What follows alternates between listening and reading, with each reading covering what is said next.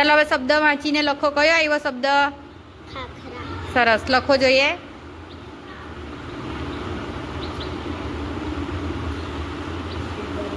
એના પછીનો કયો શબ્દ છે? જોરથી બોલો. બોલો શું છે? અમારા. સરસ. જાનું આ શું છે? અમારા ડ. કયો અક્ષર ખૂટે છે? માં.